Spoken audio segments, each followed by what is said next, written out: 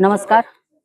આજે જામનગર મહાનગરપાલિકા દ્વારાની જનરલ બોર્ડ્સમાં આપણે 3 એજન્ડા, જેમાં જામનગર મહાનગરપાલિકાનું અંદાજપત્ર, તેમજ નગર પ્રાથમિક શિક્ષણ સમિતિનું અંદાજપત્ર અને VM Mehta municipal arts and commerce કોલેજનું અંદાજપત્ર રજૂ કરવામાં આવ્યું હતું, જે બહુમતીથી મંજૂર કરવામાં આવ્યું છે.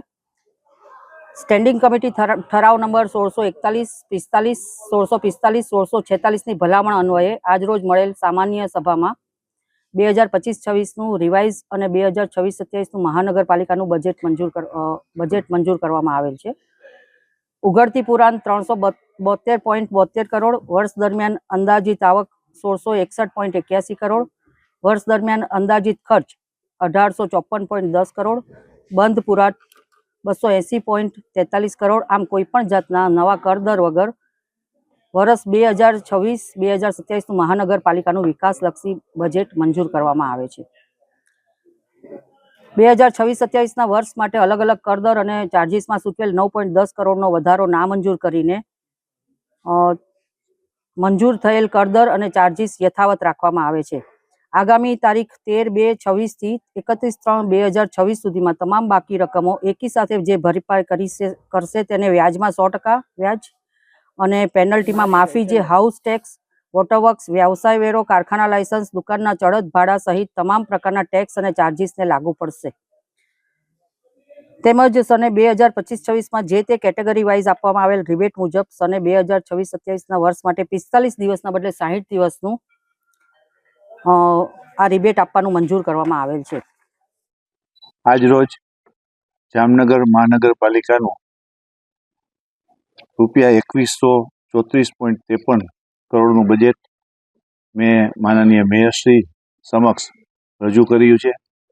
આ બજેટની અંદર કોઈ પણ જાતનો કરદર જે માનનીય કમિશનરશ્રી દ્વારા સૂચવવામાં વધારો આવ્યો હતો તે બધો વધારો રદ કરી અને કોઈ પણ જાતના કરદરના વધારા વગરનું આ બજેટ રજૂ કર્યું છે. તે ઉપરાંત આ બજેટની અંદર ગયા વર્ષે જે આયોજનો અમારા દ્વારા કહેવામાં આવેલ હતા તેમાં 90%થી પણ વધારે કાર્યો પૂર્ણ કરવામાં આવ્યા છે.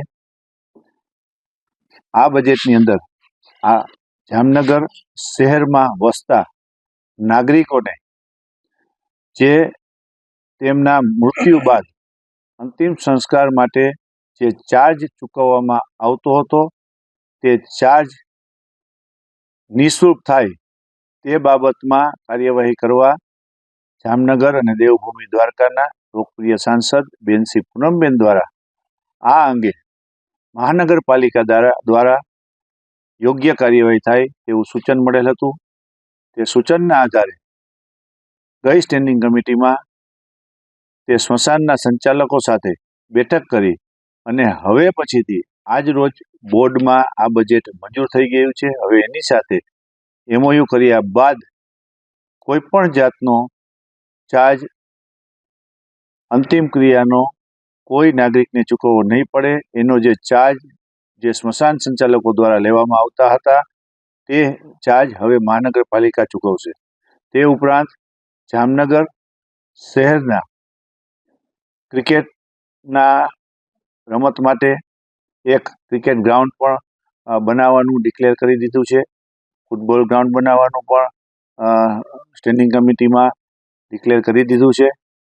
જેના હિસાબે આજ રોજ જામનગર મહાનગરપાલિકાના દરેક સભ્યો દ્વારા આ બજેટને આવકારવામાં આવેલ છે અને જે વિકાસ કાર્યો આગામી સમય માટેના આ બજેટના આયોજનમાં લીધેલ છે તે બધા વિકાસ કાર્યો આગામી સમયની અંદર અમે પૂર્ણ કરશું તેવું આ તકે આપના માધ્યમથી અમે ખાતરી આપી છે.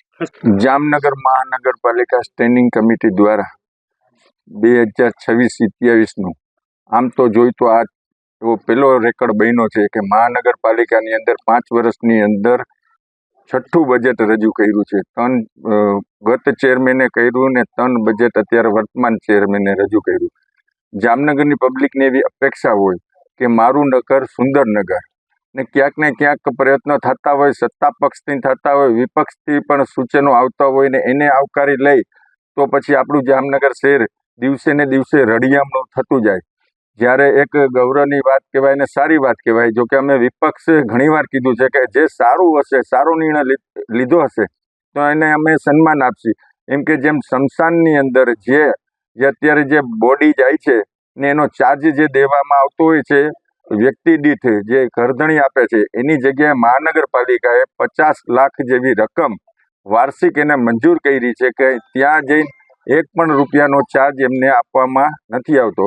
સાથે વિપક્ષ તરીકે મેં પણ સૂચન કર્યું હતું કે જો બસનો ચાર્જ પણ મહાનગરપાલિકા ચૂકવી દે તો એક સારું કહેવાય.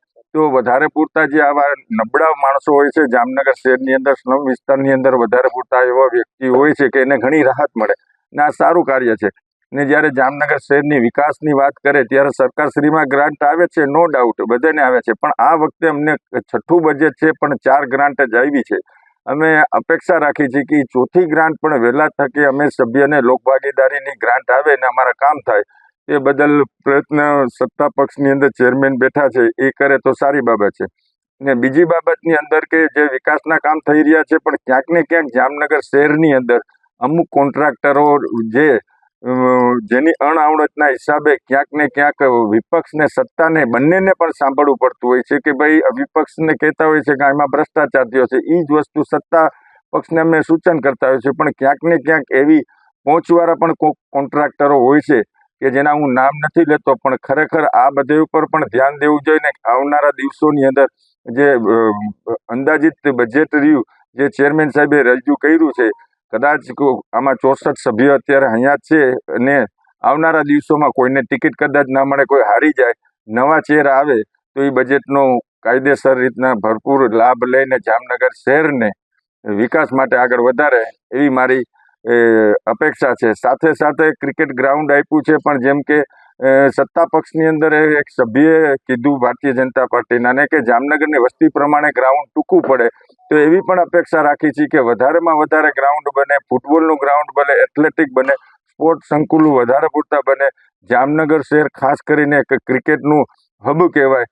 જામ રણજીતસિંહ જામનગરની અંદર ઇન્ડિયા લેવલે ક્રિકેટની એક ઉત્પત્તિ કરી છે. એવા જામનગર શહેરને વધારે પૂરતા ગ્રાઉન્ડ મળે એવી અમારી અપેક્ષા.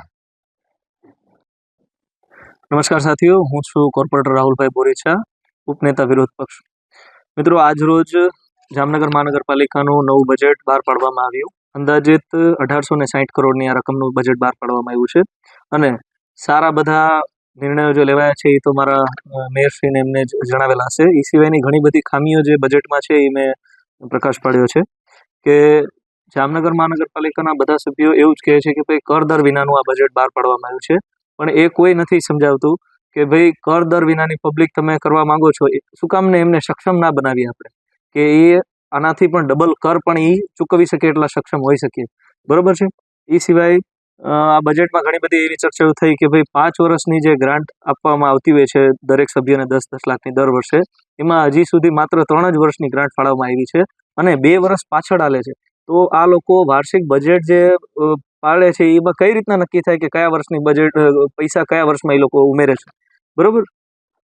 આ સિવાય ઘણા બધા આવાસો એવા છે કે જેમનું ડોક્યુમેન્ટેશન થયા વગર જ આ લોકો એમને ચાવીને એ બધું આપી દેતા હોય છે અને એમાંથી પણ બહુ જાજી મોટી એવી રકમ છે જે બજેટમાં મહાનગરપાલિકાને મળવાપાત્ર હોય છે એ આવતી નથી. અંદાજિત 848 કરોડ રૂપિયા એવા છે જે પબ્લિક પાસેથી મહાનગરપાલિકાએ લેવાના બાકી છે. ગયા વર્ષે આ આંકડો 766 કરોડ રૂપિયાનો હતો અને અત્યારે આ ડિફરન્સ 82 કરોડ રૂપિયાથી વધી ગયો છે, 848 કરોડ રૂપિયા થયા છે. આ સિવાયની મારી બહુ ઝાઝા મુદ્દાઓ પર ચર્ચા હતી, પરંતુ બીજા સભ્યોના અવ્યવસ્થાના લીધે મને ઉપરથી જ આદેશ આપવામાં આવ્યો કે ભાઈ તમારી સ્પીચ ટૂંકી કરો અને ચર્ચા પૂરી કરીએ.